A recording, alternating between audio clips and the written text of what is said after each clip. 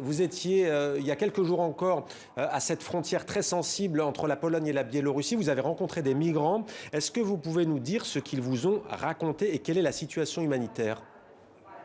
Oui, donc j'y étais une quinzaine de jours, effectivement.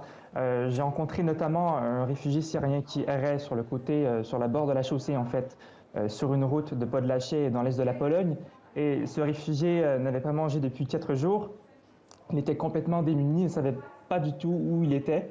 Et donc, quand je suis arrivé sur place, il était déjà encerclé par des militaires et des gardes frontières polonais qui ont dit sur place, en fait, aux journalistes qu'ils allaient le transporter au centre, au poste frontière de Michałowo, qui était tout près. Et finalement, il s'est avéré qu'il a été refoulé à la frontière polono-biélorusse, donc un précédé qui est répété à de multiples reprises ces dernières semaines et qui a été légalisé par le Parlement polonais. Il faut dire qu'au-delà de ce conflit géopolitique, ce sont des vies humaines qui sont en jeu de ce conflit et un drame humanitaire s'y joue selon plusieurs ONG sur place. Et vous écrivez dans Libération, des migrants en hypothermie, affamés et déshydratés. Bernard Guetta, la question elle est simple, comment on sort de cette crise qui vire au drame humanitaire? Je crois qu'il y a deux choses à faire. Premièrement, dire à M. Loukachenko qu'il doit cesser son sinistre petit jeu sous 48 heures, 3 jours au maximum, sous peine d'être exclu du système financier international, le SWIFT, c'est-à-dire sous peine de voir son pays exclu totalement des circuits financiers et donc commerciaux, économiques, mondiaux.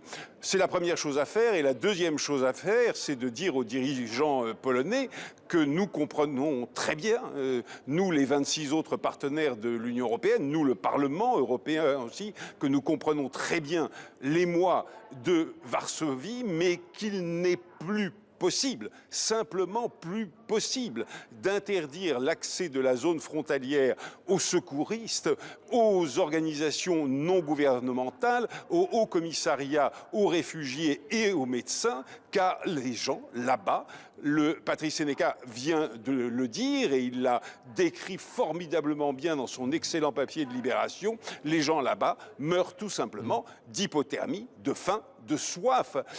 Vous parliez à l'instant de 10 morts recensés, on parle dans les couloirs du Parlement de 12 morts recensés, et l'avis absolument unanime, et que je partage, et que malheureusement, sous 48 heures, il y aura beaucoup plus de morts, parce qu'il fait extrêmement froid à cette frontière, et que tout simplement, les gens sont abandonnés. On va revenir vers vous, Bernard Guetta. Le temps pour moi de me retourner vers vous, Patrice Sénécal. Oui. On vient de le voir, hein, Bernard Guetta, la France, l'Union européenne accuse la Biélorussie d'alimenter un trafic de migrants. Il faut, disent-ils, que cela cesse. Minsk dément, affirme que ces hommes, ces femmes, ces enfants sont rentrés légalement en Biélorussie. Vous étiez sur place. Est-ce que vous confirmez l'information selon laquelle il y a des forces de sécurité biélorusses qui escortent ces migrants jusqu'à cette frontière? Oui, donc c'est le témoignage que plusieurs réfugiés sur place témoignent, en fait, que les soldats biélorusses ouvrent des brèches dans la clôture de barbelés qui est installée à la frontière polono-biélorusse. Pendant la nuit, font des brèches et laissent passer des réfugiés ou carrément les forcent à passer avec la menace de fusils, en fait. Donc, c'est une situation impossible à confirmer et à vérifier pour les journalistes qui n'ont pas accès à la zone frontalière puisqu'un état d'urgence a été instauré. Donc, c'est une guerre de l'information qui se joue en ce moment et la presse comme les ONG ne peuvent témoigner de la situation sur place véridiquement. Ouais. Bernard Guetta, un acteur ce soir est en train d'émerger dans cette crise. Vladimir Poutine, le président russe, il s'est entretenu au téléphone avec son homologue biélorusse Alexandre Loukachenko. Le Premier ministre polonais Mateusz Morawiecki vient d'accuser il y a quelques minutes le président Vladimir Poutine d'être derrière cette crise migratoire. Est-ce que vous êtes d'accord avec lui ?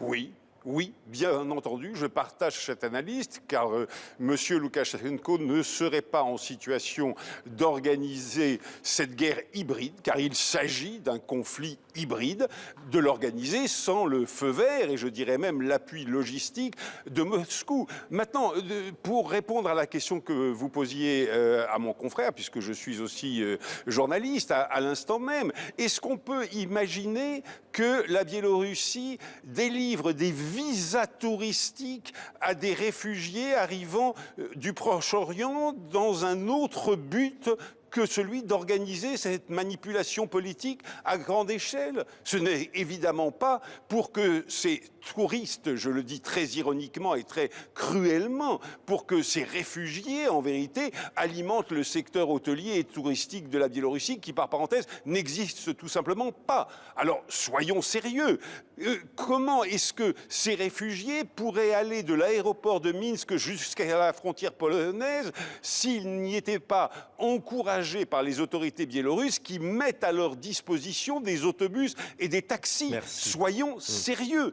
On les fait marcher vers la frontière polonaise et quand ils veulent se retourner vers la Biélorussie après s'être heurtés aux barbelés polonais, les gardes frontières biélorusses les repoussent après les avoir dépouillés. Je vous le répète, les repoussent après les avoir dépouillés. Merci pour votre témoignage, Bernard Guetta. Merci également à vous, Patrice Sénécal. Vous serez sur cette frontière très sensible dès demain pour de nouveaux reportages. Merci à tous les deux d'avoir été avec nous en direct.